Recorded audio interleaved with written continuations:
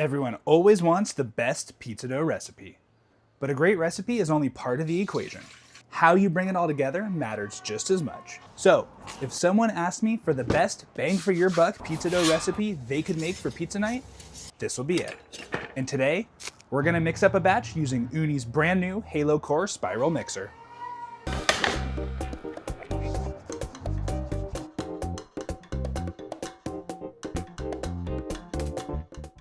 Over the years, I've made a ton of pizza dough. Some recipes make incredible pizza, but take forever. Others are a lot faster, but sacrifice some flavor. This recipe sits right in the sweet spot. It's simple, it's reliable, and it's the recipe I keep coming back to time and time again. It also happens to be the first dough I'm gonna make in Ooni's brand new Halo Core spiral mixer. So, while I show you exactly how to make this pizza dough, we're also gonna put this brand new mixer to the test. The Halo Core is Ooni's newest, most compact, and most affordable spiral mixer. But I'm not here to read the whole spec sheet. Instead, let's see how the Ooni Halo Core handles my standard dough recipe. Huge shout out to Ooni for sending me the Halo Core. It's ripping hot out here, so I'm gonna move this bad boy inside and we're gonna make a pizza dough. If we're gonna test this mixer, we might as well put it to work. So today, I'm mixing the biggest batch it's officially rated to handle, 10 250 gram dough balls. This recipe comes in at just over 63% hydration. That's enough water to keep the dough soft and airy, but not so much that it turns into a sticky mess. I start by adding my water and yeast to the bowl and getting the mixer going. Once the yeast is dispersed, I gradually add the flour instead of dumping it in all at once. That's gonna help everything hydrate evenly so you don't end up with dry pockets of flour stuck to the bottom of the bowl. Once all that flour is in, I let that mixer work, bumping up the speed bit by bit until the dough starts to come together. Once the dough starts clearing the sides of the bowl, I'll add the salt and let it fully incorporate. Salt is crucial for flavor, but also helps strengthen the gluten network as the dough develops. Because it was super hot in my kitchen, I ended up adding a few ice cubes to keep the dough temperature under control. Mixing creates friction and friction creates heat.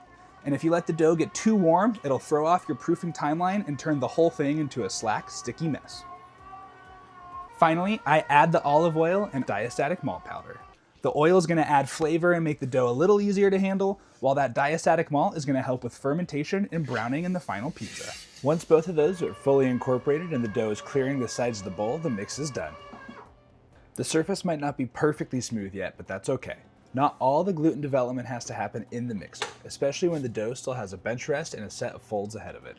Those are gonna keep building some strength before we tuck it in for a long ferment.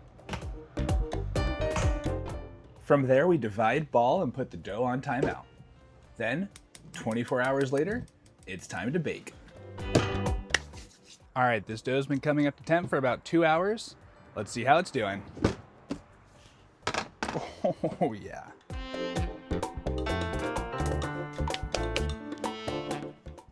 I mean, this dough's doing great. Look at that. Stretching gorgeous and thin. You can see those bubbles in it. See right through that bad boy. It's 2026 and I still can't believe Costco killed the combo pizza. So I loaded this pie up as a tribute with all the works. Except olives. Olives are nasty. Freaking gorgeous.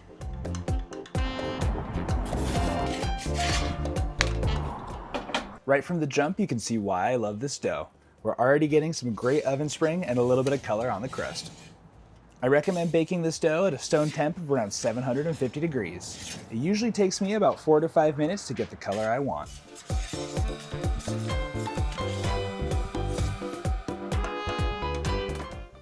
Then it's time to admire our handiwork.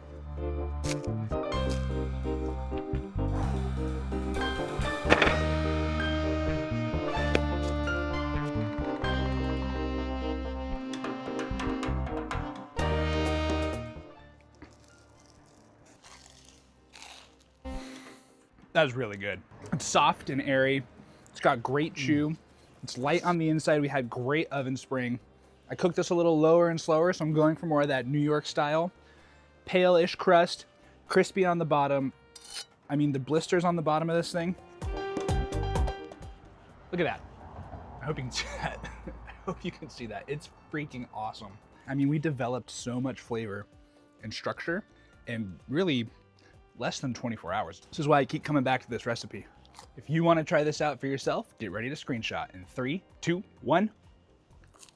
And if you miss it, I'll put the full recipe and instructions in the description. I mean, if you started this right now, tomorrow night you could be having this. As for the Halo core, it handled this batch like a charm. We maxed it out. The dough came out smooth, elastic, and super easy to work with, just the way I like it. It's a little early for a full review, so I'm gonna keep putting it through its paces. Soon I'm gonna be testing it against my Halo Pro and KitchenAid, so if you wanna see that test, be sure to subscribe. And check out the other videos on my channel for more recipes, tips, and tricks. Here in the Backyard Pizza Lab, we test everything pizza so you don't have to. Thanks for watching, and I'll see you on the next one.